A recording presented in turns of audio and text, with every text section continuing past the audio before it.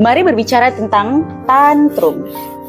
Sebuah kondisi di mana anak menangis, berteriak dalam jangka waktu yang lama, berguling-guling, bahkan menyakiti dirinya sendiri ataupun orang di sekitarnya karena ketidakmampuan dalam mengelola emosi. Kemudian pertanyaan yang timbul adalah bagaimana cara menghentikan tantrum? Banyak orang mengambil cara pintas seperti memukul, membentak, memarahi anak. Memang, cara menakut-nakuti adalah salah satu cara yang paling efektif untuk membuat manusia mengubah tingkah lakunya. Tapi, ada bahayanya. Ketika anak sedang tantrum, anak sebenarnya sedang mengekspresikan rasa marah, kecewa, sedih, terluka, sesuatu yang sulit dia kendalikan. Begitu kita mengambil jalan dengan memarahi, memukul, membentak, dan kekerasan yang lainnya, anak akan merasa takut dan cepat-cepat menghapus semua perasaan itu dari permukaannya.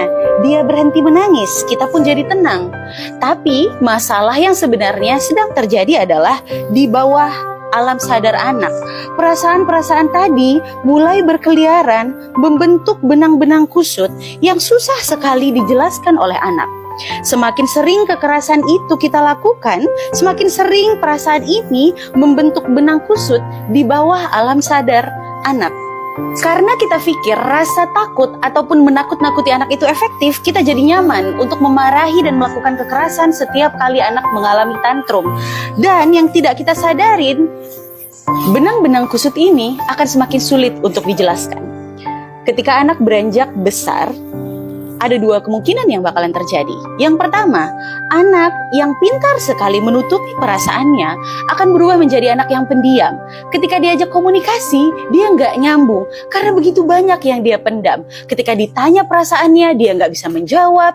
Ditanya pilihannya, dia nggak bisa menentukan. Diajak komunikasi baik-baik, sepertinya dia enggan, nggak mau menjawab kita. Karena dia sudah terlalu sulit untuk menjelaskan ini semuanya. Tapi ada juga kemungkinan yang kedua. Yang kedua adalah timbulnya anak pemberontak yang mencari cara untuk mengeluarkan benang kusut ini ke permukaan dengan cara cari gara-gara, berbuat onar, membuli temannya, melakukan hal-hal yang berbahaya dan di luar nalar kita. Itu semua dia lakukan untuk mengeluarkan emosi yang terlalu banyak dia pendam. Jadi next time kalau anak kita tantrum, alih-alih mencari cara bagaimana agar anak stop tantrum, carilah cara bagaimana biar kita tenang untuk mendampingi anak dalam mengenali perasaan-perasaannya. Yang ini namanya senang, yang ini namanya sedih, yang ini namanya kecewa, yang ini namanya malu dan sebagainya. Dengan melatih anak mengenal perasaannya, kita akan melatih anak untuk resolusi konflik, bagaimana menghadapi kemarahan, bagaimana menghadapi kecewaan.